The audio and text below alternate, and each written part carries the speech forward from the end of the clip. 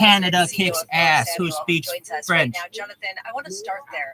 This question around commercial real estate values that a lot of people have been pointing to as a potential note of distress. How much is that true?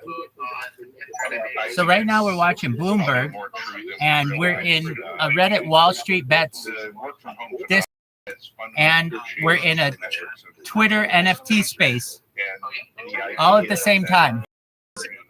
The office 5 days a week is simply Donc, en ce moment, nous regardons Bloomberg et nous sommes dans un Reddit, Wall Street Bet Discord, et nous sommes dans un Twitter et un espace vide, tout en même temps. I have more content online than any person in global history, which means I'm going to be very rich someday. And when that happens, I'm going to make sure that Keep Cool Day Day and anyone else in this stream is going to be rich as well. Cities like New York, maybe not rising like they were, but remaining stuck at record levels. J'ai plus de contenu en ligne que n'importe qui dans l'histoire mondiale, ce qui signifie que je vais être très riche aujourd'hui. Et quand cela arrivera, je vais m'assurer que l'idée reste cool et que n'importe qui d'autre dans ce flux sera également riche. I have over 1,000 TikTok accounts. I have over 100 Instagram accounts. I have over 100 Snapchat accounts. I have over 100 Twitch accounts. I have over 100 YouTube accounts. Prior to the restructuring of pricing. So it's going to be a long. J'ai plus de 1000 comptes TikTok, j'ai plus de 100 comptes Instagram, j'ai plus de 100 comptes Snapchat, j'ai plus de 100 comptes Switch, j'ai plus de 100 comptes YouTube. This is the biggest event in global history. No one has this much data online. It is a time capsule for the last 2 years.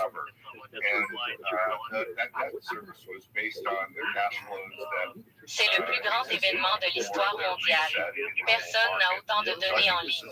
C'est une capsule temporelle pour les 2 dernières années. Does some of the concerns around recent banks, in particular Signature, which accounted for a significant part of commercial real estate lending in the nation, a disproportionate amount. How much does that accelerate this process? I think it accelerates it.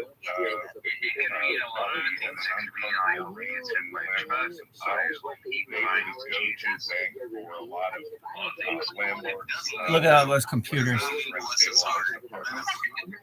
I have over 33 devices going at any given time. J'ai plus de 33 appareils en marche à un moment donné. Can we dovetail this over into the This is, again, the biggest event in global history. If you can, please let me know how you found my stream. Is getting decimated and people are not going back to the offices. It also will let people live wherever they want. C'est encore une fois le plus grand événement de l'histoire mondiale. Si vous le pouvez, s'il vous plaît, laissez-moi savoir comment vous avez trouvé How did you find my stream? Question mark. Well, I think it's already understandable. Comment as-tu trouvé mon stream? Comment as-tu trouvé mon stream? I think a lot of people are sort of pinning their Comment as-tu trouvé mon stream? Residential conversions from We'll find out how you found my stream. Well, no matter how you found it, I'm glad you did.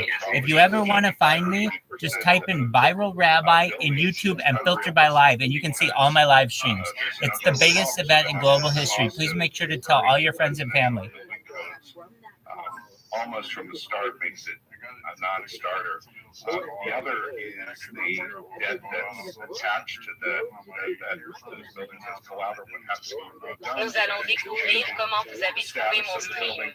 Peu importe comment vous l'avez trouvé. Je suis content que vous l'ayez fait.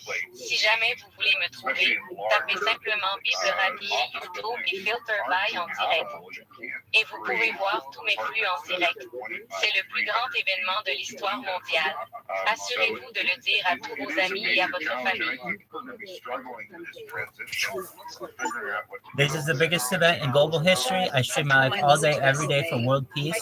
We also talk about advanced technology like anti-gravity, and advanced propulsion, and antimatter, and anti-light, and levitation, and like really high elements, and living forever, mind uploading, and all kinds of artificial super intelligence. Have been on the space havens that will no longer have the same allure. Do you agree, or do you think that there is some sort of buffer or something to kind of offset those gloom and doom prognostications? We talk about all kinds of interesting things on the stream, including levitation, anti-gravity, mind uploading, which can be the equivalent of immortality. We talk about all kinds of interesting things on the stream, including immortality through mind uploading and levitation and all kinds of interesting things. So I think, this is sort of we're in a panic mode, and I think over the next couple of Nous avons parlé de toutes sortes de choses intéressantes sur la chaussure, y compris l'immortalité par l'esprit, le téléchargement et la lévitation et toutes sortes de choses intéressantes. Come down on residential, that you have to start seeing some more significant declines in the residential price tags in order to right-size things and bring something to a greater sense of stability? We are going to make you trillionaires, period. When my stream gets big, we are going to make sure everyone in the world knows that you supported me, and we will make sure that all of your greatest dreams are taken care of, and all of your bills are taken care of, and your kids can go to school and have all their dreams. Not so much, essentially been flirting with record levels since last summer. But the only way I can see rents. Nous allons faire de vous des trillionnaires. Lorsque mon flux sera important, nous ferons en sorte que tout le monde sache que vous m'avez soutenu. Et nous veillerons à ce que tous vos plus grands rêves soient pris en charge et que toutes vos factures soient prises en charge et que vos enfants puissent aller à l'école et réaliser tous leurs rêves.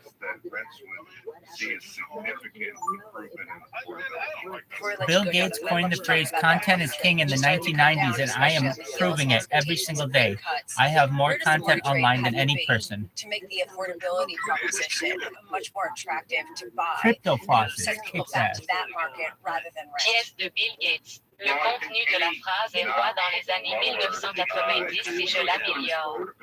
Chaque jour, j'ai plus de contenu en ligne que n'importe qui.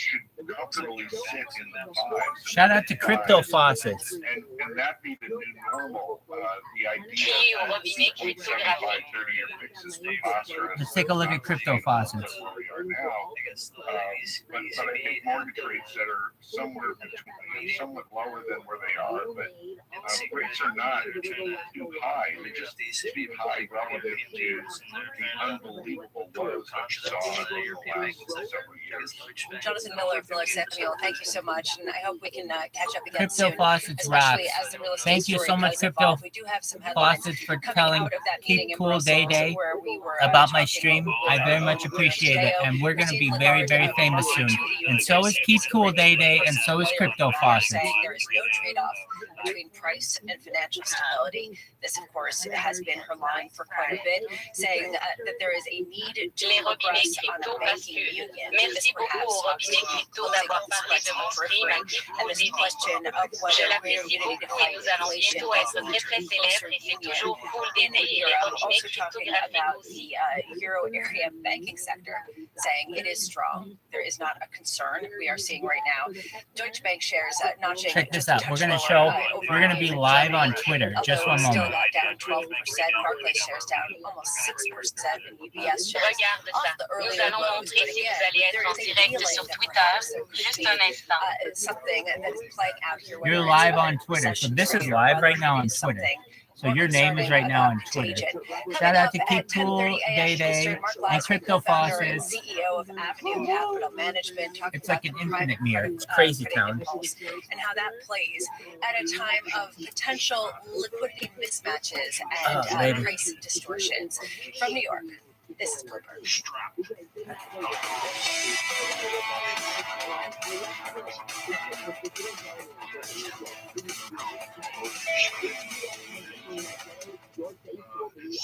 You've got to explain this one to me. What does it mean when the White House says we're watching Where are you markets from? carefully? They have a Bloomberg I've seen the Bloomberg. I've been in and seen it. Lots of Alright, Lee in Irvine, California. What does it mean? My Twitter. Oh, tight, you're in Paris. Oh, I was doing all that shit for Canadians. I'm so sorry. My Twitter is best rabbi ever. Art is so, we know what art does. We know that Interesting you should bring that up. I went looking about higher level. Shout out to Paris. We're going to make sure that everyone knows how cool Paris is, and the University of Paris kicks ass. But it's because the cost of insuring against the bonds are Bravo à Paris. On va faire en sorte que tout le monde sache à quel point Paris cool et l'université de Paris dégueule. Please tell all your friends and friends. This is going viral, and when it does, we're going to make you and all of Paris, France very, very rich. And I think to myself, this person never. Veuillez le dire à tous vos amis et à la France. Ça devient viral et quand ça arrivera, on va te faire tomber toi et tout Paris. La France est très très riche. I have 10 times more content than the next closest creator. And my stuff is live, which makes it even more exciting.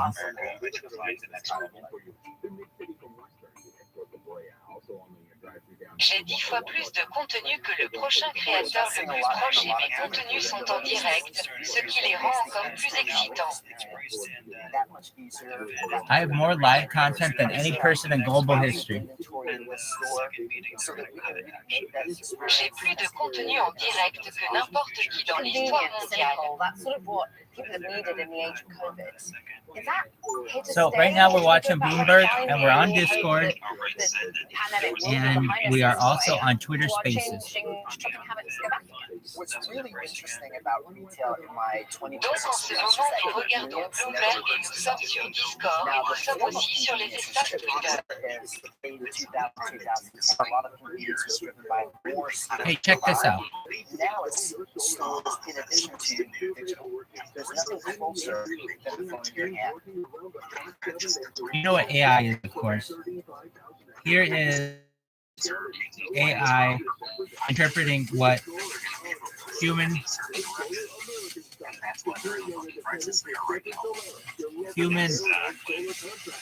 evolution. Let's get you to the weekend. Live from New York City this morning. Good morning, good morning. Equity futures down 5 or 0.6%. The countdown to the open starts right now.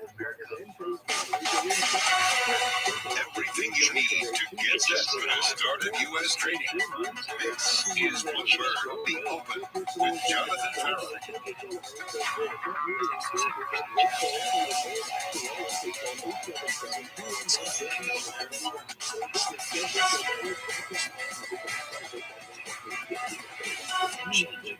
Live from New York, coming up, the bond market sending a message.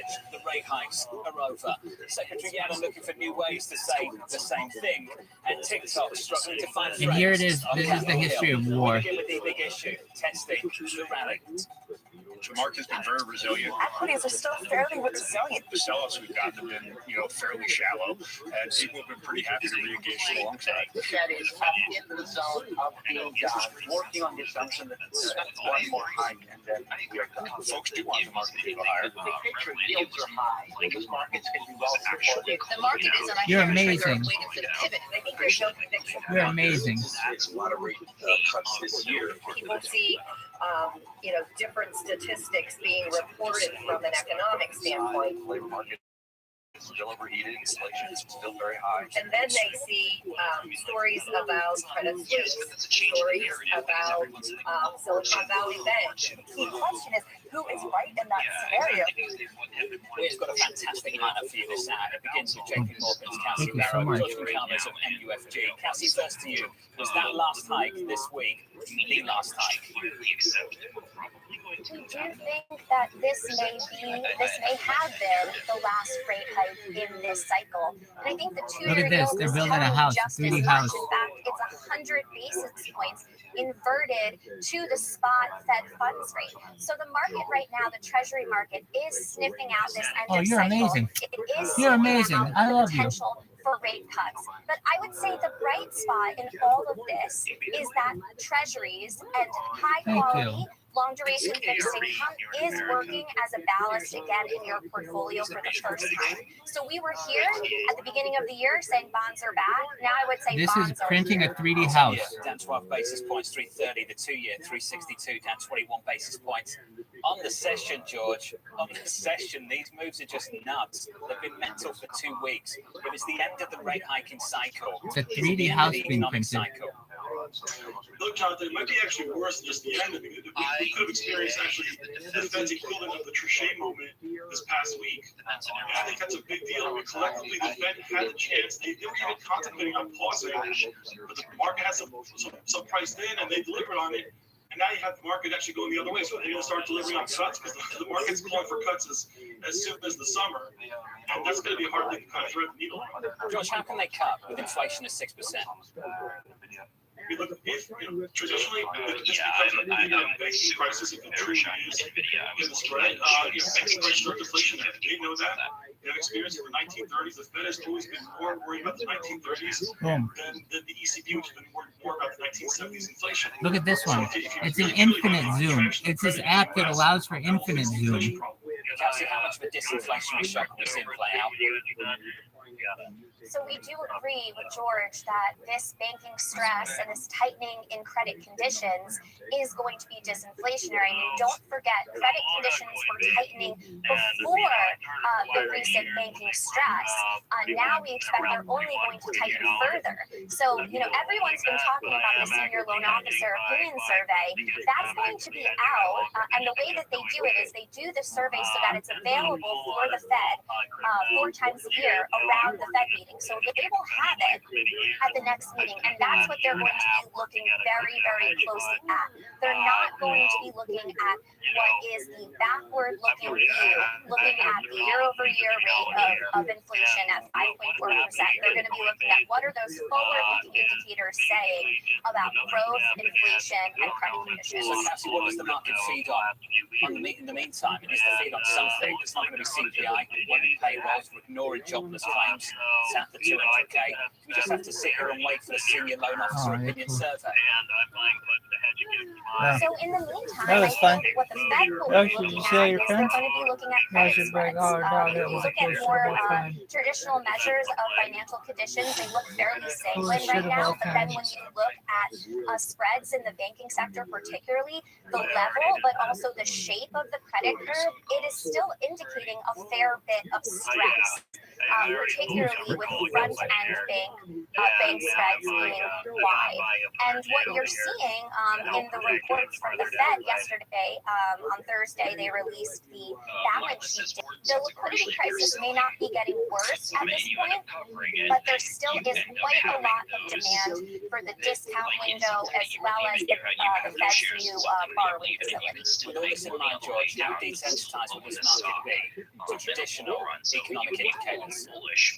Kelsey's absolutely right. We do indicators, and it's all about passing the time. Look at this guy, Sally, man. Especially the weekly updates we get from the balance sheet, 100% agree with that, as well as the 2-week lag on the commercial banking data that we'll get also this afternoon. I mean, all of this stuff's going to be super critical. It's usually viewed with a wonky lens, but considering it's like the most real-time data that we're going to get, that plus just the volatility in bank spreads. I mean, all these things are telling you that we should take a pause and wait and see here, and the Fed's take notice of all this very clearly. George, wait and see is very different to I've made the decision. After 2 weeks of this, the story has completely changed. Which one is it? I think this not applies once we get past the quarter. We also have a quarter end next week. If this were to continue into early April, I think the Fed would have to start to really rethink about what they do in May and June. What is it about this, Kelsey, from your perspective, that you think the story now is firmly in motion? It's something that keeps on moving, rolling in the wrong direction. Well, I think it's what we were seeing before all of this really started. So we happen to have our investment quarterly on March 8th, so right before all of this really unfolded. And at that time, we had very high conviction that there was a recession in the offing. Particularly because the cumulative and lagged impacts of this most aggressive rate hiking cycle since the 1980s was ultimately going to bite. And so I think this really only reinforces the way that we've been positioning in portfolios, which is conservatively in terms of our credit positioning, and in long duration in terms of our interest rate sensitivity in portfolios. And you've been right to be conservative on the credit risk side of things, that's for sure. You and Bob Michael over the last few months. Equity futures right now, if you are just tuning in, welcome to the program. About 23 minutes away from the opening bell. Equity's down about 0.6% on the S&P. A bit softer on the Nasdaq. No big moves here. We're down 0.4%. The big moves belong to the bond market. I did not know there's a monthly short. shortage. Sure. In the bond market right now, 2s, 10s, 30s look a little something like this. The 2-year yield down by 23 basis points, 360 on a 2-year, on a 10-year 330. The whole curve back with a 3 handle. At one point in the last couple of weeks, we were talking about the whole curve looking at 5%, particularly at the front end, and that story's totally changed. Now, George, let's revisit the recession conversation. It was depth, duration, diffusion. I want to talk about depth. A couple of months ago, lining up to say this is going to be a shallow one. If we have one, it's flipping. I can see it. Because there isn't much leverage. Given the introduction of these new risks in the last couple of weeks, do we need to revisit that one? I think we do. I mean, I think this really it puts pressure both on the administration, the Treasury. Look at that. Really, we should really cut the Fed some stuff here. They're doing their job in terms of limiting the provider. This really is about giving comments about the banking system. But I think unfortunately the damage is done. There's been a kind of migration that's been set in motion. I mean, if rates stay on the cash side anywhere between 4 and 5%, you're going to see cash move towards the money markets. So this kind of it's kind of self-inflicted in many ways, but it won't be fixed by the Fed to slash your rates back down to zero. I mean, trying to reliquify the banking system through that approach will open up the whole inflation problem. It's going to require some really creative thinking, not just a blanket FDIC approval. Maybe perhaps think about targeting a mini-type TARP for the smaller banks. I don't know, but I do think that they have to get more creative. And we've seen this in prior crises. They kind of slow walk the whole thing up until they actually have to do something very bold. It's time to get bold. You mentioned the money market fund issue. The AUM surging above $5 trillion.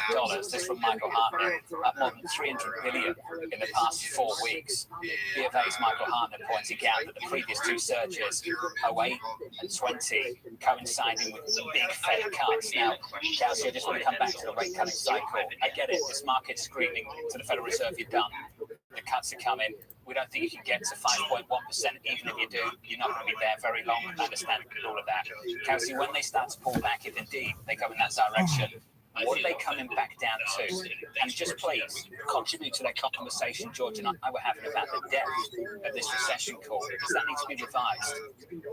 Yeah, so I would say when we think about where the Fed could cut to, we are not expecting that they're cutting back to the zero lower bound. We do think that when they cut, there are reasons why it's not going to be all the way back to zero. But I will say that with this surge in money market funds, I think investors need to be a bit cautious because those instruments are going to have a lot more reinvestment risk once the Fed starts cutting. So you're going to get 5%, but you may only get that 5% rate for 3 months.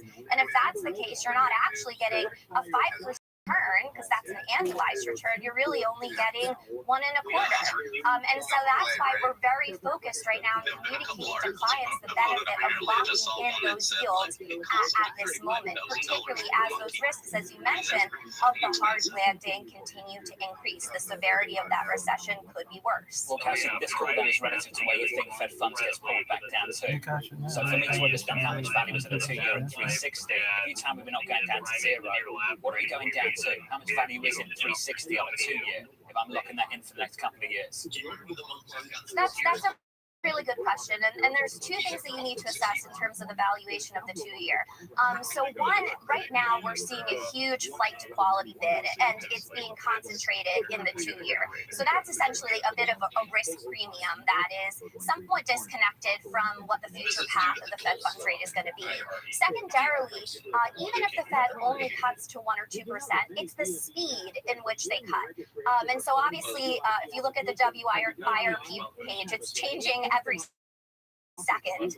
But historically, what you've seen over the past few days is the rate cutting cycle that the market is pricing is still fairly, gradual and measured.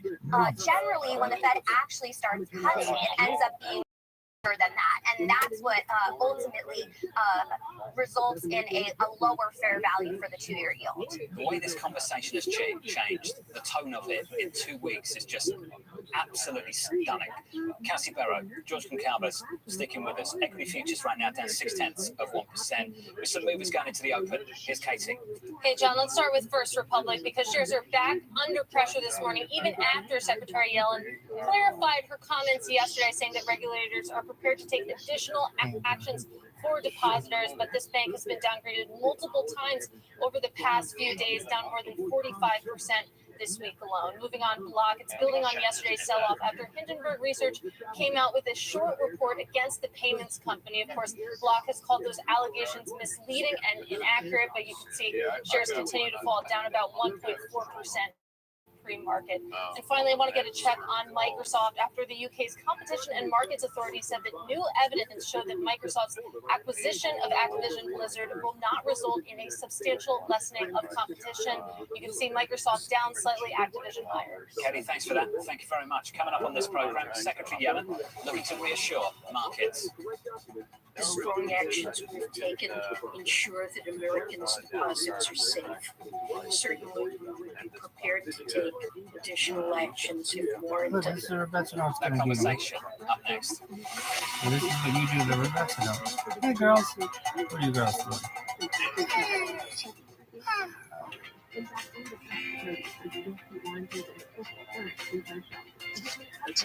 I was just gonna say, if that monkey guy wasn't bullshitting, I currently have 2 holes, one goal for 17, and dated out for 18. Bro, Put the homeless in homes. yeah, that's Don't worry, dog.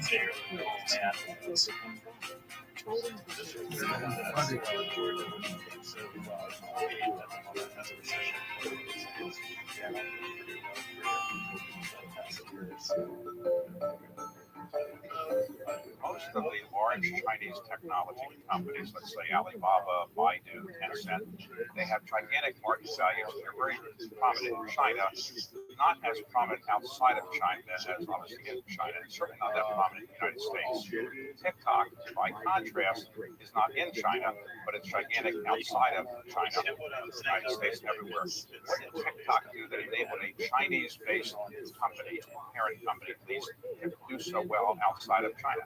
We think it's challenging to build a global company in general, but the best ones we've seen so far are ones that have very consistent global earnings and adapt them to the local countries that they are operating. So you need to be global and local at the same time. I was just going to say, I think that's about right. I mean, I think if you were to do like a long short play, where you're long Colgate and then short something that you think would be adversely affected by a downturn in the that's Bigger This is truly as the economic picture does. Okay, it's getting ready to make.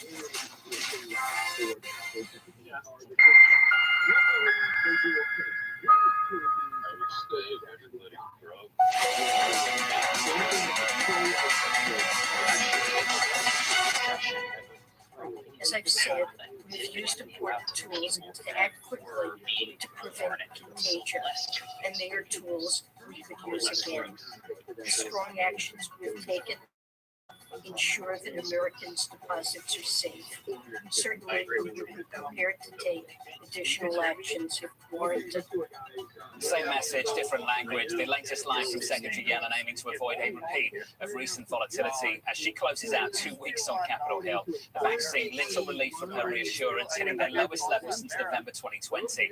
Lenders both big and small now coming back under pressure in pre-market trading. Team coverage begins right now.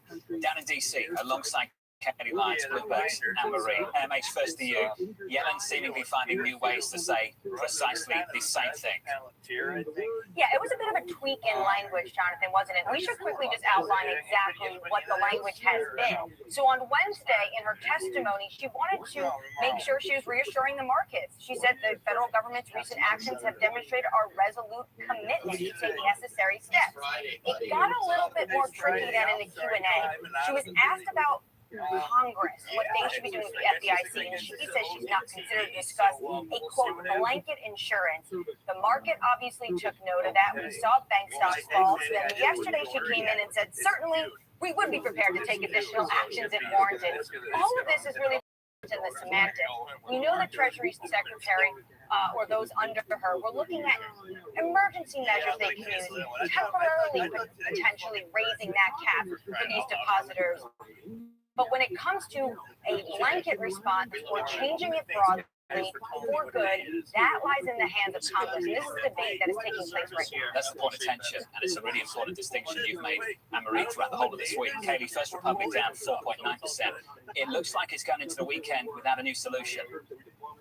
Yeah, it's been eerie how little news there has been in regard to First Republic. And I keep asking sources down here, is no news good news or is no news bad news? And no one really seems to have an answer because by and large the thinking is that this bank isn't going to be able to make it without some kind of intervention given how in the hole they are at the moment. So that is why we see the stock under continued pressure. It is not alone. You are seeing other retailers down in pre-market trading as well, although these losses really do look relatively mild compared to what we have been seeing for these names in recent weeks because as we well know, First Republic is down about 90% over the last 3 weeks at this point. Its price to book ratio has just fallen off a cliff. The stock is now trading at a sixth of book value. Absolutely brutal. The, of course, concern here is around those deposit outflows. It doesn't seem that the words of Treasury Secretary Yellen are doing enough to quell concern around that, given that would be a reactive action by and large if they see systemic risk being present, not a necessarily proactive one to prevent that deposit flight from happening. So we have to keep this in mind. And of course,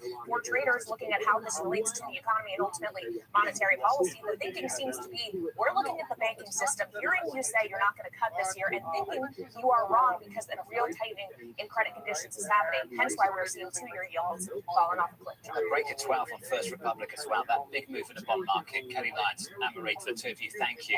For the bond market, front end of the curve right now, the 2-year is lower by more than 20 basis points. First Republic, it's a break at 12. It's 11.97. George Goncalves, Kelsey Barrow, back with us. Hey, George, early this morning, the German central bank governor, the president of the Bundesbank, was talking up speed QT in Q3, talking up more rate hikes. What do you make of the split right now between them and what's happening here? Look, again, this issue is really still a honest issue in terms of the deposit flight and the losses that had been built up in the AFS and the ultimate maturity. A lot of these small and mid-sized banks, where it's a different story for Europe. I mean, I think if they were to continue to tighten, it's all about what the yield curve does over there in Europe. We've had a big move today in global rates. Really, that's what kind of triggered the lower here in the U.S. as well. So again, they'll start with the same problem the Fed is suffering, which they can push up the short rate as high as they want. But if the yield curve does not participate in Europe, it's really not going to work out. Let's talk about the curve here, stateside. Kelsey, your thoughts on this one? 2 Wednesdays ago. Feels like a lifetime ago, but 2 Wednesdays ago, we had an ADP report, and I remember the price action after that. The yield curve aggressively, deeper inversion came through, negative 110, and this morning at one point as high as negative 26. Kelsey, where's that one going? So we are positioned in terms of our range trades in an end of cycle trade. So that's long duration and that's yield curve steepener. So we do think the path for the yield curve here is actually to continue to steepen. So what we see is there tends to be this very quick shift, and it tends to be quick in every cycle, where you go from very aggressive yield curve flattening to a bid in the 2-year yield that drives the yield curve steeper as the market anticipates rate cuts. And when we see in risk assets, George, when that's going on. No, you don't. Historically, you've never get the curve to steepen this quickly. And let's be honest, this was a hyper steepening. This happened in a 2-week window. The days before we're at 5% 2-year notes, and 3 days later we're sub 3. I mean, that's just one of the fastest steepening type moves in unwinding of the flatter, which was a persistent flatter for nearly 14 months, right? We had a big flatter across the curve, and every single part of the curve was flat, inverted. Now that we're trying to get back onto the other side and get into positive slopes, that only happens if the Fed participates and cuts rates, right? So this is a signal that you only cut rates if something starts to break out in curve, not just the banking sector, but the. So, George, let's build on this. I want to finish on something we touched on a couple of times in this conversation together over the last 20 minutes. This has happened really quickly in a little more than 2 weeks, and we're unwinding huge positions in the bond market. And I think to some extent, extrapolating out the current experience, extrapolating that out through the rest of this year. George, you mentioned solutions for the banking system. Is there a solution you can think of that takes us back to the world we were living just a couple of weeks ago? Unfortunately, I don't think there's a silver bullet. I think it has to get either worse or it has to get prolonged enough that it actually encourages some real policy decisions out of DC that are not just against the blanket FDIC is a good first step, but I'm not sure if that's enough. I think it really comes down to what's the role of these smaller banks? How are they going to fit into the financial landscape going forward? And do they need to, at some point, get capital? Because if that can give liquidity for a 1-year window, what happens 1 year from now? Their own forecasts are showing weaker growth in 2024. They think this is going to be a very shallow recovery once we come out of it. Hey, George, wonderful to catch up as always. George McCalvis there, and a brilliant Kelsey Barrow on the situation in the bond market, the global economy, and in equities as well. Equity futures right now down 0.75% on the S&P, going into this opening about 7 minutes away. Your bond market did monster rally again. Yields lower by more than 20 basis points. 362 on a 2-year. We're getting used to moves like this, aren't we? Don't get used to moves like this. It is not the typical thing you see in the bond market. It is very, very unusual to see this development consistently over the last couple of weeks, from north of 5 to well south of 4 on a 2-year to about 360. Coming up, the morning calls, and later, banking fears tightening its grip on the sector. We'll get the view from Lafayette, Christian Mamani, and Keith Lerner of Truist. That conversation coming up shortly.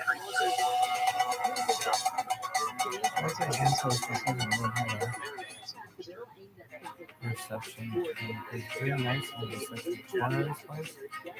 And you never know how nice that restaurant is. It's very nice. It's like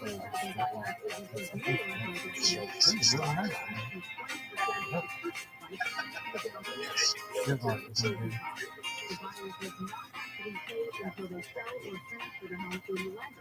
California's Dream Draw program is going to start on Monday.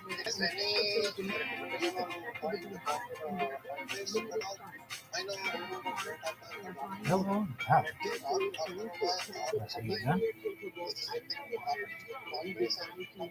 I don't think we can replicate because Tesla is a unique because when they found it and the personality behind it, the product is beautiful, technologically very, very strong. So in many areas, Tesla is Tesla, but expand is expand. We want to focus on what we think is important for our customers. Beautifully designed vehicles, either it's large sports sedan. We believe we have a very, very appealing family look that our customers really attracted to. They like to have user-friendly features inside the cabin that has a technology feel. It's very smart. It enables them to really utilize the vehicle that's different. And now the silence. PSO Now is your online home for weekly Boston Symphony Orchestra and Boston Pops performances. Senior concerts that go behind the scenes, plus acclaimed archival concerts. Visit pso.org/now, where the music plays on. PSO season sponsor, Bank of America.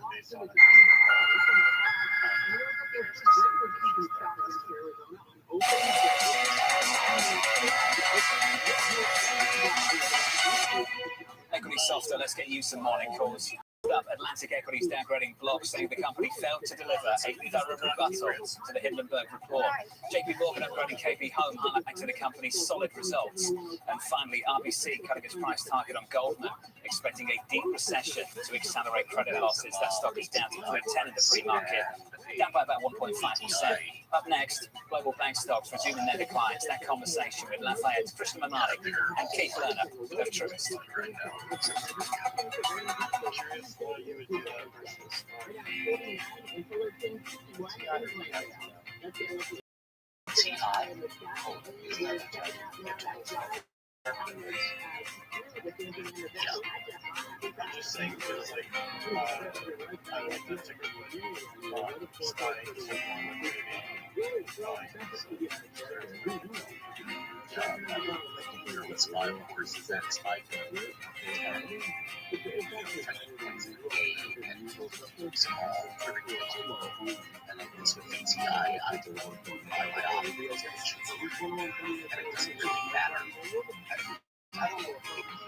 Beyond this, I tend to find that whenever any part of the market moves, you get a type of movement.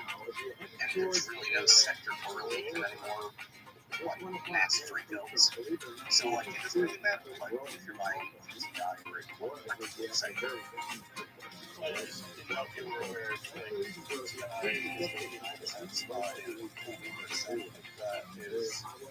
Did art conservation help you in any way to be a better investor? And you've got a lot of good investors who are learn how to be an art conservator as well. I think that in conservation and art history and liberal arts, I think differently than a lot of people that just on finance. And also, I didn't mention one of the things that to do with conservation, you have to really do a lot of work, pre-work, before you actually do a treatment. And so a lot of that pre-work is very similar to what I do with due diligence for investments. Lots of testing, lots of thinking about what could go wrong, lots of research. When I was the art historian, that was in the old days before the internet, but you'd sit in the stacks and you'd pull one thing, the bibliography on this, and you'd word it like a mosaic theory, put all these things together. I feel like I do that in my due diligence. No, I was just kidding. What's happening on Wall Street? Not quite encouraged. The center is full. Need to catch up? This is Wall Street Week. I'm David West. We've got the information and insight A lot of these areas still have very, very good valuations. from business's most influential and instrumental. Knocking it out. That's not a great time to be stopping. It's time for a bit of coronavirus. Interesting. Bloomberg Wall Street Week, live tonight with replays all weekend on Bloomberg Television and Radio.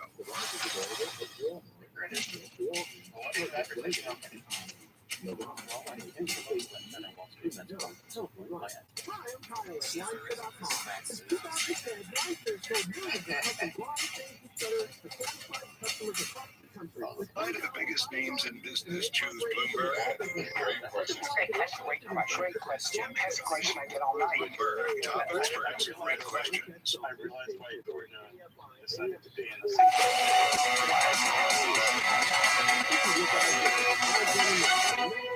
2 weeks of banking turmoil, and before today, we were poised for a second week of gains on the S&P 500. We're going to take a bite out of that at the opening. Galaxy futures right now down 0.4% on the S&P. On the Nasdaq, we're negative a quarter of 1%.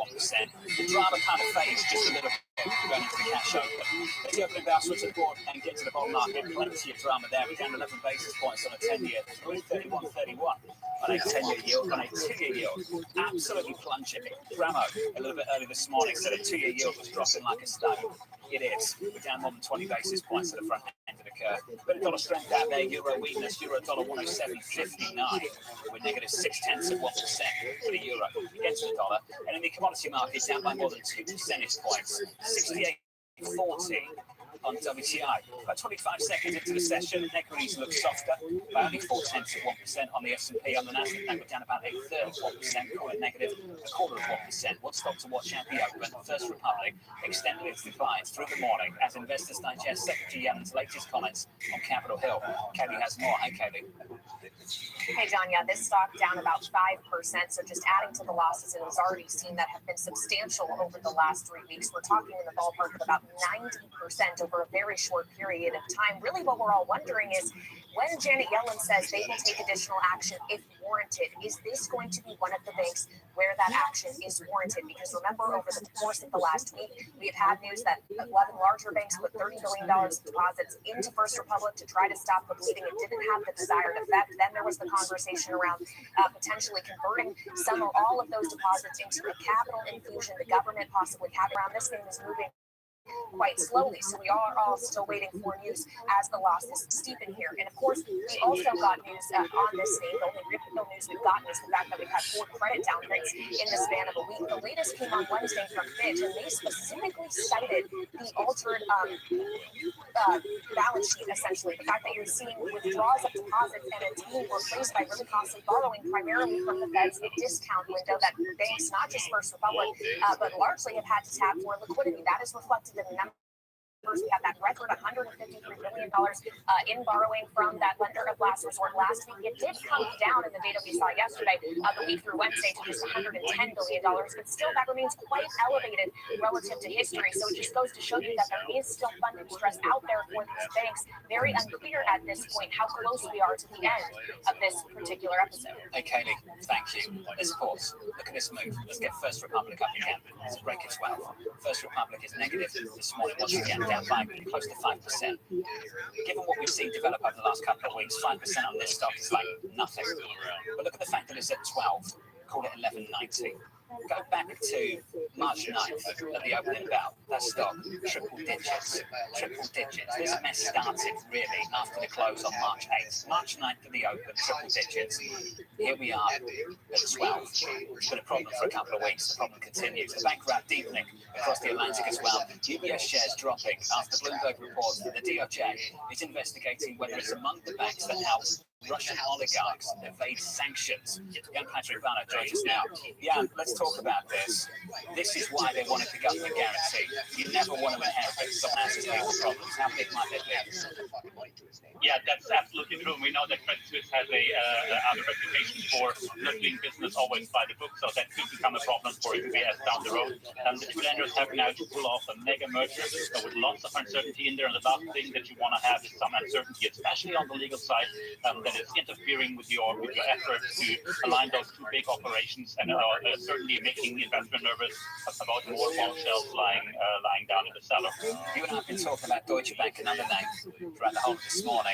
Let's go back and forth on it again. DB's down about 10% or so. I'm trying to work out what's driving the move this morning. Is this just general risk aversion across the whole continent, or is there a reason why Deutsche Bank's getting hit specifically so hard? Well, I would say like there's a little bit of both in there, right? So it's not that Deutsche Bank is like the main problem child here. We see a bigger risk-off move in European assets and stock markets, and banks are getting hit across the board. Last week it was Societe Generale and BNP being the underperformer. This week it is Deutsche Bank. Of course, we know that Deutsche Bank had problems with like capital and their business model back in the day, so it's always like kind of a first choice for investors when they want to reduce risks. But I would say like this move that we are seeing is much bigger and much broader in terms of people positioning for a recession, and in this term for banks also positioning for earnings contraction rather than like a massive hit to capital or any liquidity issues or any instability in the banking sector as a whole. That's where the underperformance is this morning over in Europe on Deutsche Bank. Patrick, thank you, sir.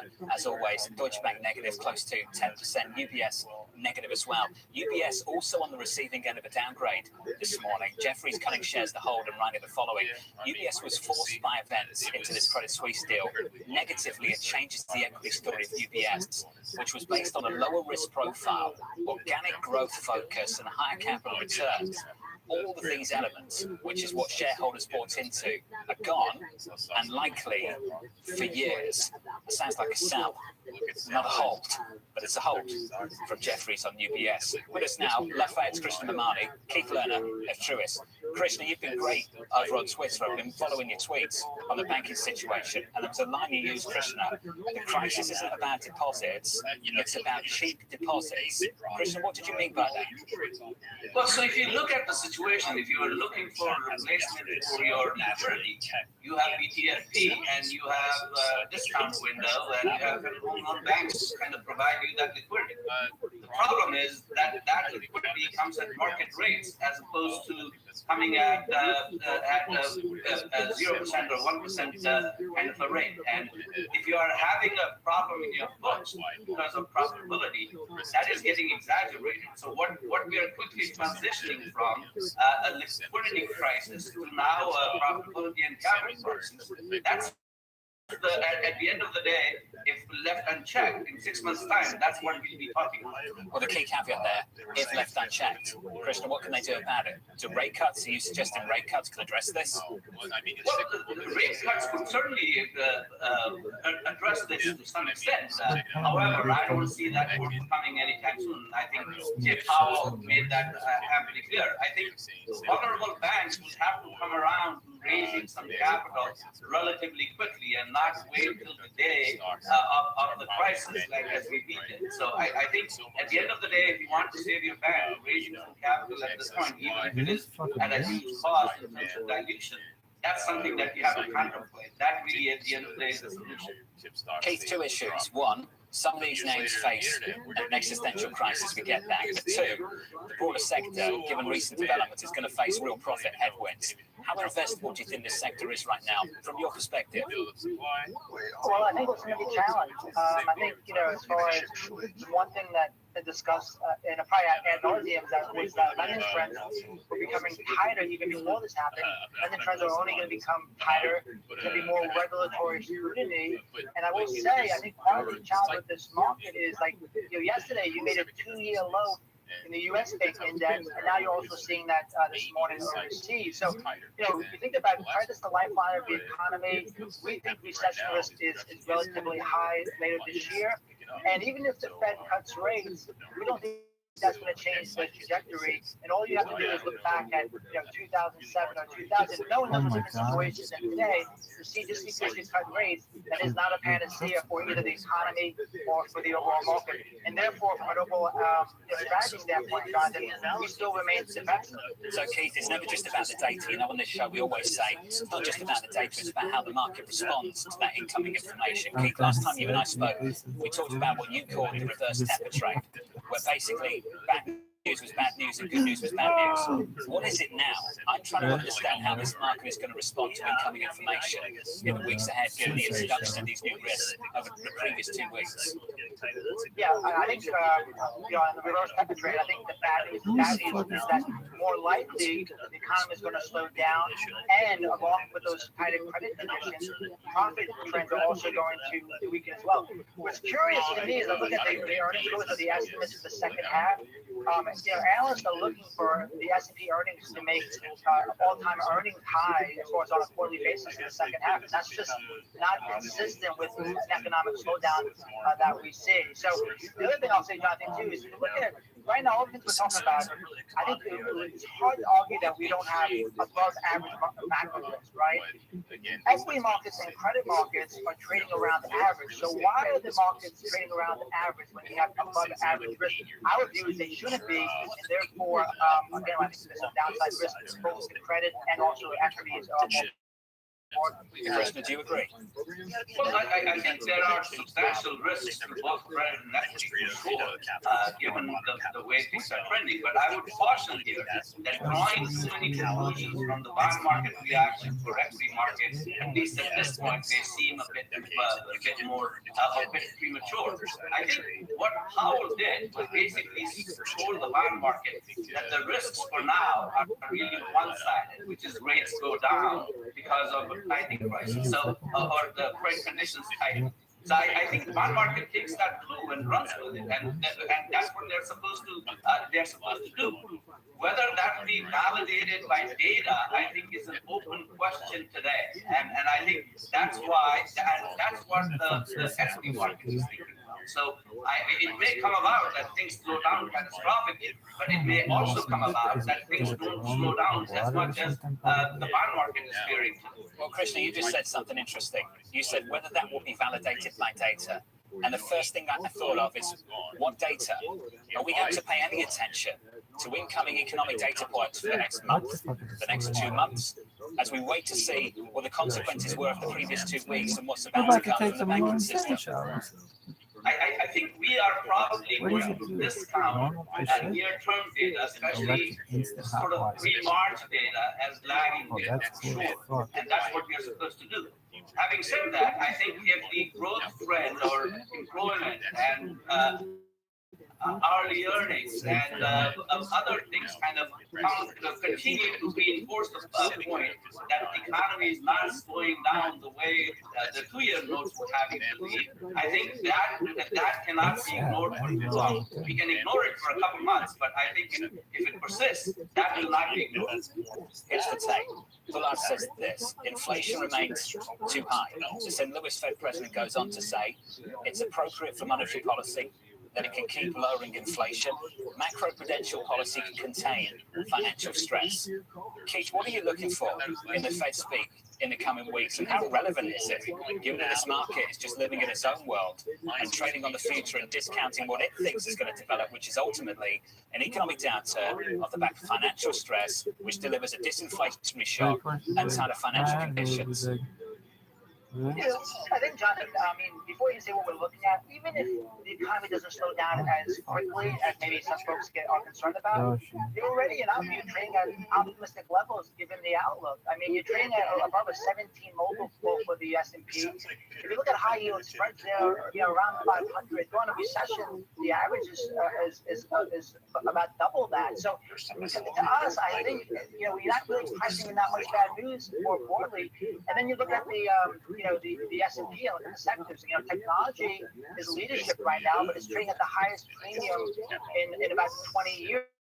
And then you look below that, the defense areas aren't acting great, and we're seeing zip codes come down again. So, as far as what we've been looking at, I think the initial jobs claims will be important to actually validate that the economy is going to slow down. But our point of view is all this what we're talking about today. To us, not a lot of that is actually priced into the market today. It's just still somewhat complacent relative to the news. If the market was marked down, the sentiment is really negative, we would be much more positive here. We're just we're not seeing it in the valuation. Krishna, something Jeff Rosenberg of BlackRock said earlier this week, I think you'll appreciate. The risk cuts both ways. We're sort of focusing right now on the issues that have developed over the last 2 weeks. That it's going to develop tighter lending standards, financial conditions, disinflationary shock, all of that stuff. All the bad stuff. We're not focusing on anymore. It's this idea that the Fed may have to stay where rates are because inflation is going to be sticky for the rest of this year. Krishna, how much of the latter view do you think we need to pay attention to? Yeah, so I think Rosenberg is a smart guy. So I think his point is a very valid one. That is, what we are reacting to is really a banking crisis, and the banking crisis may actually have a significant impact on credit conditions and growth outlook today. But saying today that what has happened in the banking sector may lead for the Fed to be cutting rates in June or May, I think it's a bit of a stretch at this point. And market is leaning one way hard, probably because of positioning, especially in the bond market. And I would guess that at some point that rectifies itself in not too distant future. We'll see. Hey, Krishna, this was great as always. Alongside Keith Lerner, Krishna Mamani there. 14 minutes into the session, the equity market shaping up as follows on the S&P 500, down about 0.7%. Coming up, TikTok in the hot seat. Has ByteDance spied on Americans? I don't think that spying is the right way to describe it. How would you describe it? That conversation up next.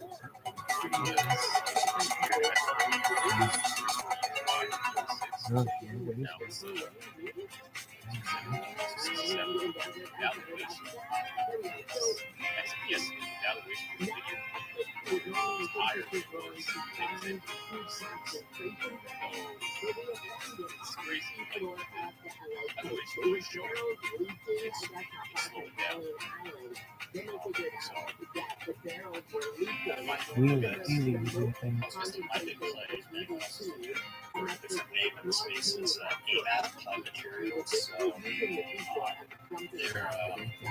Bloomberg has enhanced search on the terminal to deliver what you need when you need it.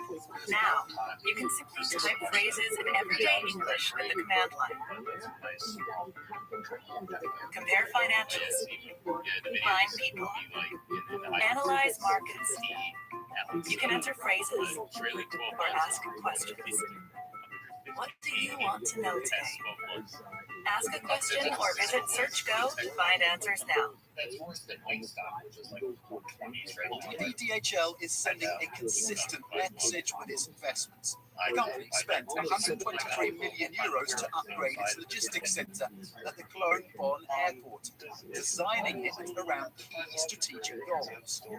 What I love about this building is it actually shows the big mega trends which formed our strategy 2025, which was inaugurated in 2019 when this building opened. So, globalization, connecting the world.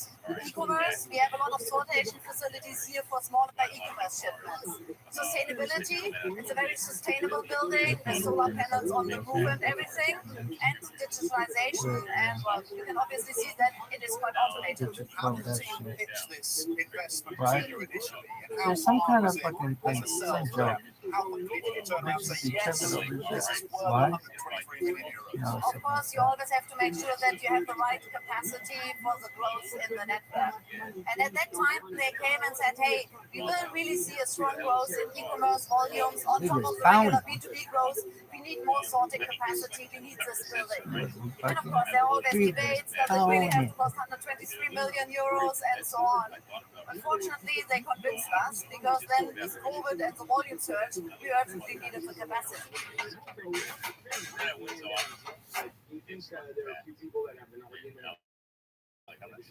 Hi, I'm Francine Lacroix.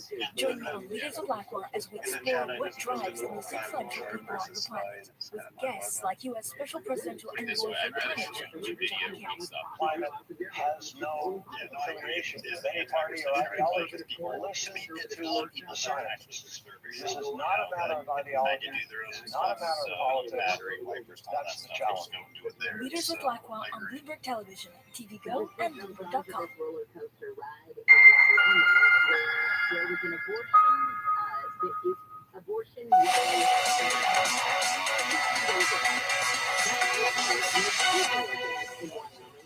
Has ByteDance spied on American citizens? I don't think that spying is the right way to describe it. I have seen no evidence that the Chinese government has access to the data. They have never asked us. What the fuck is they doing, baby? I've asked them. I find that actually preposterous. What a great thing on Capitol Hill. He never had a chance. The TikTok CEO facing off there with lawmakers in Washington. His testimony failing to satisfy officials eager to ban the video sharing service. Team coverage begins right now with AMH in Washington alongside Mandeep Singh here in New York. Anne-Marie, first to you. That's not how I would describe it. Those words, brutal. It was brutal for him. The criticism just would not stop. He didn't get a moment to breathe. This was more than 4 hours of questioning and all these lawmakers critiquing his company. But Jonathan, there's really not much we learned from yesterday, except for the fact that bipartisanship, when it comes to this vitriol and concern about the TikTok app, that is alive and well in Washington. What really was key yesterday is what happened before CEO Shou Chu arrived at the Capitol, and that was the statement from China's Commerce Ministry saying that they would have to approve any sale for TikTok, and this just really undermined his entire testimony because lawmakers were trying to draw that link throughout this 4.5-hour hearing that TikTok does have some sort of link with the Chinese Communist Party. Mandeep, if you're Meta, if you're Snap, You must have enjoyed that yesterday. Yeah. So in case you don't know that, like, I think so. And look, when it comes to video content, even though Meta has, 2 billion daily active users, TikTok is where most of the video content, user-generated video content comes from. And that's why, the platform is so powerful is because, it has that engagement. So if you're a Meta or a Snapchat, you want to bring more creators on the platform. And this is the type of thing that can, shift the creators towards a new platform. Now, we did a survey where we found YouTube is still the first platform as an alternative to TikTok because YouTube has a revenue sharing model where they share the revenue. Creators, Meta and Snap don't do that. So we still think YouTube will be the biggest beneficiary if there was a ban on TikTok. Those year-to-date moves for some of those names, wild, just monster moves. I want to come back to you, AMH, just quickly. Just got a headline that Secretary Yellen is convening top regulators. What do you make of that? How important is that issue? Well, she's meeting with them this morning after we go into this third week, right, Jonathan, of this concerns and contagion in the banking sector. Obviously, there's concerns still about U.S. regional banks versus Republic being top and front and center. But then also there's concern about what's going on with Europe, with Deutsche Bank also deeply under the weather today. So she's meeting with these top regulators, not sure exactly what is on the agenda, but we look forward to seeing if there's any readout this afternoon from the Treasury Secretary. It's not how I would describe it. I'm still trying to work out how we would describe it. Anne-Marie, Mandy, forgive me, I'm going back to the TikTok story again. Breaking news just about 5 minutes ago. Let's get you some data. Here's Mike McKee. All right, John, the S&P Global PMIs are out for the United States. They are all better. Manufacturing at 49.3 up from 47.3. Global services 53.8 from 50.6.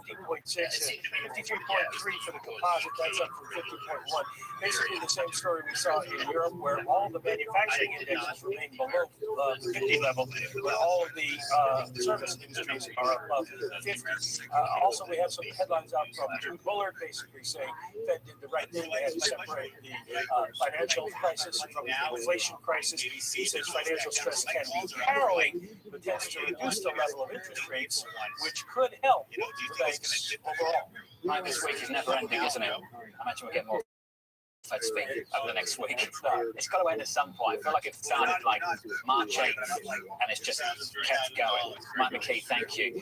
We've got about 22 minutes into this session. We've got about 22 minutes into the session and equities are down 0.7%. Katie has some sector price action. Hey, Katie. Hey, John, well, really quickly, let's look at those sectors. You can see utilities, consumer staples, managing to stay in the green this morning. What's more interesting maybe is the losers. You have energy that's been under pressure all week. Financials also under pressure, down almost 2%. If you look back over the past week, though, we know that yields have just absolutely plunged. An interesting response, though. You have tech higher, as you might expect, but utilities, real estate under pressure, not exactly the response you would expect. Kenny, thank you. Up next on this program, the trading diary, just to get you to the weekend and perhaps get you there quicker.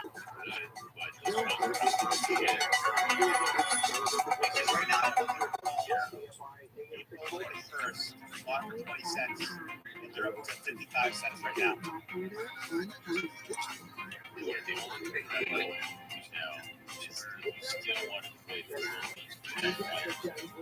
I need a bag. Oh, for sure.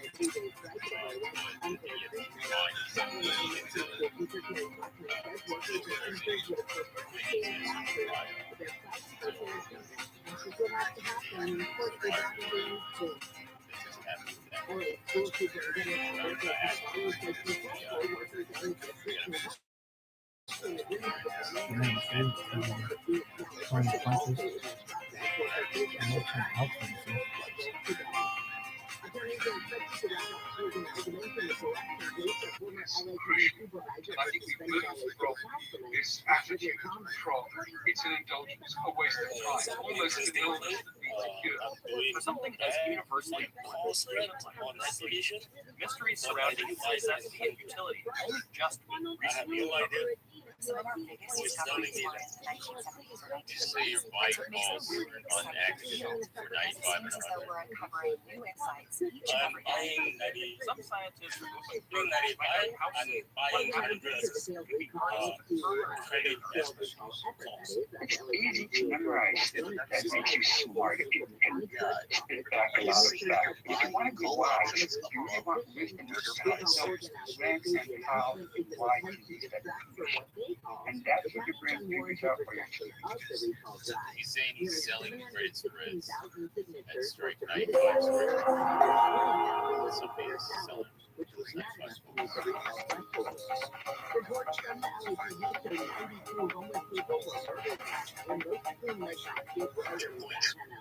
Sorry, I was going to stab.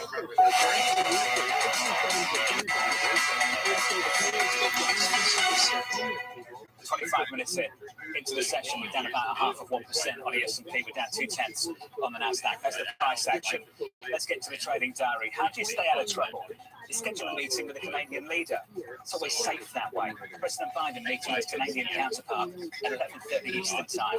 Fed speak picks up on Monday. The Fed Governor Jefferson, plus we'll hear from Barkin, Collins, Williams, Waller, Cook throughout the week and a whole lot more. You get 2 days of congressional hearings on Silicon Valley Bank kicking off on Tuesday. Fourth quarter GDP, another round of jobless claims on Thursday. And we close out the week with the Fed Vice Chair for Supervision, Michael Barr's testimony on Capitol Hill. Look out for that. If you can, enjoy the weekend from New York City. Thank you for choosing Bloomberg TV. Good luck for the rest of the trading day. This was the countdown to the open. This is Bloomberg.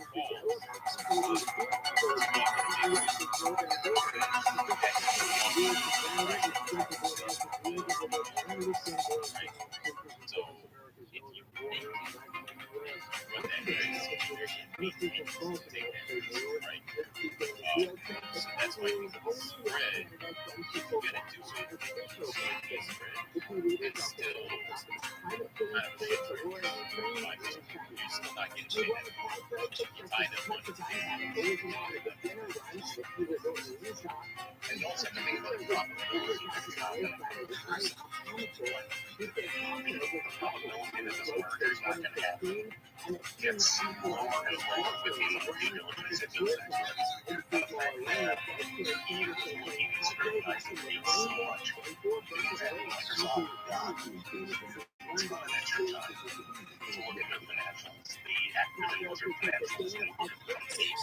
decide whether or not they want to pay alone of the acquisition. So, Let's move. Let's tell me about I feel like, they kind of gave them this golden window to discover more than they know and they're still interested. So, Alibaba, I think it's they have high market values. They're very prominent in China. Not as prominent outside of China as obviously in China. They're not that prominent in the United States. TikTok, by contrast, is not in China, but it's gigantic outside of China, the United States, everywhere. What did TikTok do that enabled a Chinese-based company, parent company, to do so well outside of China? We think it's challenging to pick those two companies in China. The best ones we've seen so far are ones that take very consistent global learnings and adapt them to the local country. Why doesn't anyone say to these Chinese companies, you need somebody black as a CEO? Women? I know we have some next goals here. There's that 10-year Call of Duty deal with them. I know. How about black women?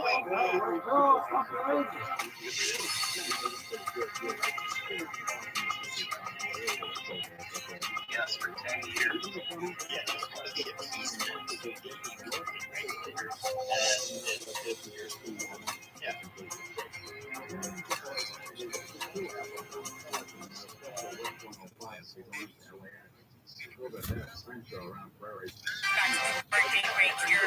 Good morning. This is Chinese CEOs. Oh, yeah. You remember when Jerome was a fucking CEO? Holla, I'm not Chinese. Get ready to get. Yeah. Bitches don't give it up a little. Holla. Come on. If you rolling with me, holla. It's murder. China.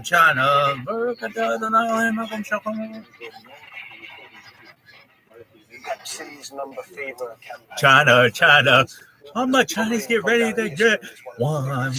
Bitches, don't give it up a little. China. Come on. If you're rolling with me. China. It's murder. It's Shanghai. China. Come on, let's just get ready to get down. Come on. You know what, don't. And to find out exactly Going forward, though. Look at this bitch. Come on. If you're rolling with me, come on. My name is Jeff Mansion. I'm a journalist based in Los Angeles. It's very heavily influenced by American culture. It's everywhere you look. They're obsessed with facts and trends. They love all things American, and that extends to their love of subjects of Coca-Cola. In the 1990s,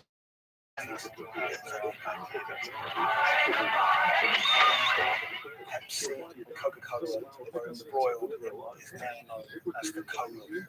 It was a fierce battle for market dominance. Number fever was already a really popular promotion. It had been rolled out in America to great success. And so Pepsi decided to roll it out internationally. Who's in charge here? They thought it was the answer to their problems. They thought it could finally help them beat their biggest competitors. Who's in charge here? You guys kick ass. $1 million pesos, or $68,000, doesn't sound like a lot now. But in 1992, that was a phenomenal amount of money. You've got to remember that in the Philippines at the time, the average monthly income was about $100. $1 million pesos was wealth beyond anyone's wildest imagination. Number fever caught fire in the Philippines. Kids were saving up their pocket money to buy a bottle of Pepsi. Parents were squirreling away all of the bottle caps in bags. You would walk down the street and people were going through trash trying to find expired bottle caps. It was a national phenomenon. Pepsi boasted that half the population of the Philippines was playing. Number fever boosted Pepsi's sales every month from $10 million to $14 million. It had a huge impact on Pepsi's bottom line. China. How much Chinese get ready to get? This is going to be China. Come on, if you're rolling with me. There was even some murders. What would y'all really do at a time like this? That's what you always got to ask yourself, kids. If anything ever big happens, like a major event, like an assassination, a terrorist event, climate change event, you always have to ask yourself, what would Ja Rule do? Where is Ja Rule? Ja. Can't even say Ja. Ja Rule. What is Ja Rule? What would JWJ do? What would Ja Rule do? Come on. They used to have these little armbands. Everybody had armbands at WWJD. What would Ja Rule do? Really? Ja. The problem was 349 had already been allocated as a non. Did you quit? Yeah. Was it Bergstrom call? So there were literally hundreds of thousands of bottle caps with 349 just floating around the Philippines. Hundreds of thousands of people all across the Philippines Upload. were fine dancing in the streets, celebrating. They thought their problems were over. They were million. It's still not certain exactly how many winners there were of lucky 349 bottle caps, but we know that Pepsi printed over 600,000. Enter if you dare. Pepsi realized very early. That's crazy, right? Yeah. Hundreds of people started arriving at their bottling plants with their lucky bottle caps. They realized something was seriously wrong. Pepsi tried to solve the problem by offering a small token donation to anyone that bought a lucky bottle cap to their bottling plant. But it wasn't enough. People didn't want just a handful of pesos. People wanted their million peso crowns. Within a year, violent protests and riots outside Pepsi factories would leave dozens injured and 5 people dead. At one Pepsi factory in the Philippines, a grenade was thrown through the window. It killed 3 Pepsi employees. Anacita Rosario was a school teacher living near Manila in the Philippines. She was one of the tragic victims of this whole thing. She was walking to a nearby school to buy some rice one day when Molotov cocktails thrown a Pepsi truck. Really? Why not? It bounced over the truck and exploded. It killed her and an innocent bystander who was just a child and injured many others. When I was in the Philippines, I tracked down Anacita's daughter, Cindy, and her husband, Raul. It was clear to me that they were still very upset by the whole thing. The family had been ripped apart by this competition. And Raul told me that he'd never remarried.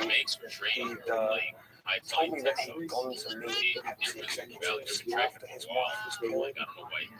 And he was angry. He said to them, this wouldn't have happened if it wasn't for you, if it wasn't for number 3. Now, suddenly, everyone knows. The biggest revelation from my reporting was rumours that Pepsi was somehow involved in bombing their own trucks. I found a newspaper report with a headline that said Pepsi goons bombed their own trucks.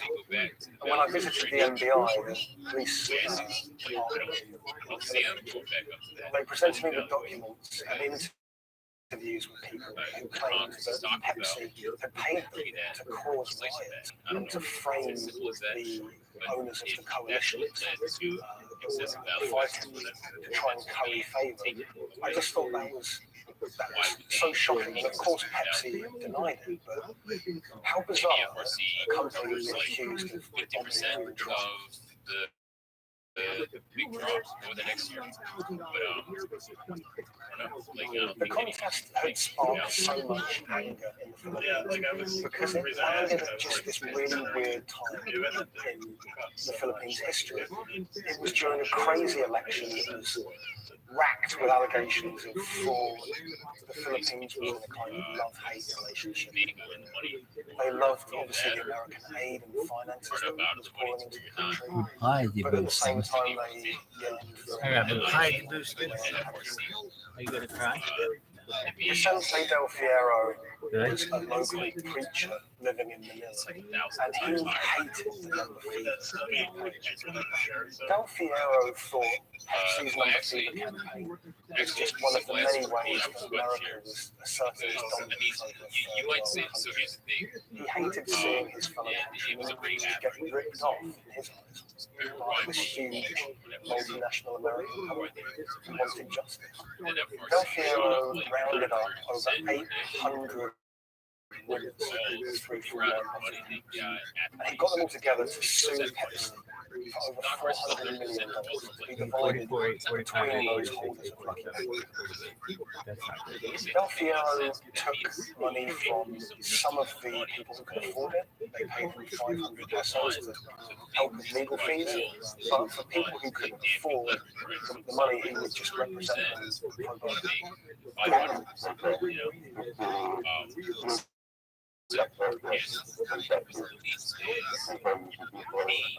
Extraordinary amount of money for this more than you ever will probably on any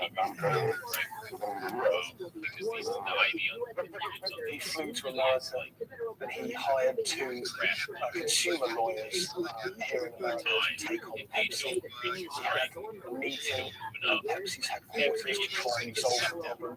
But he said he wanted to take it all the way to the highest courts in America. When those cases were heard in America, those courts decided that this was a problem that should be heard in the Philippines, not in America. Back in the Philippines, Del Fierro continued his case in the Filipino courts. Interesting. At one stage, there were arrest warrants handed out for 9 Pepsi Cola executives, which he saw as a big victory. We don't know if those arrest That one warrants thing were with millions, that was a big thing. but it made newspaper headlines Really, across yeah. the country. The amount of Pepsi did not take kindly Fucking done dumbass, fucking mafia people. They tried everything to shut it down. My friend Danny Brown, they had Bettner Avenue. I swear to God. Yeah. My father had to attend 3 times a month for a branch 145 and another hearing for the branch 138, also 3 times a month. My friend Danny was There always was a for time Bettner Avenue. my father's was He would have done hospitalized. anything for Bettner Avenue. Heart failure. Really? You have to attend the 2 branch hearing, otherwise, for not attending, the judge will issue warrant. My father passed away January 30 when then after staying for almost 1 year in the hospital, he died of complications to heart failure. After the death of my father, I was inspired through the website. Pepsi will be remembered for what they did to the consumer in the Philippines. Yeah, And it is. my father. When I reached out to Pepsi for comment for this story, they claimed that they didn't have access to anyone who was working at Pepsi that was around in those days. They also said that during COVID-19 they didn't have access to their documents. You know, they were very careful to say that they were sorry for everything that happened. And we do know that Pepsi did try everything to try and make this right. The Pepsi number feeder disaster cost the company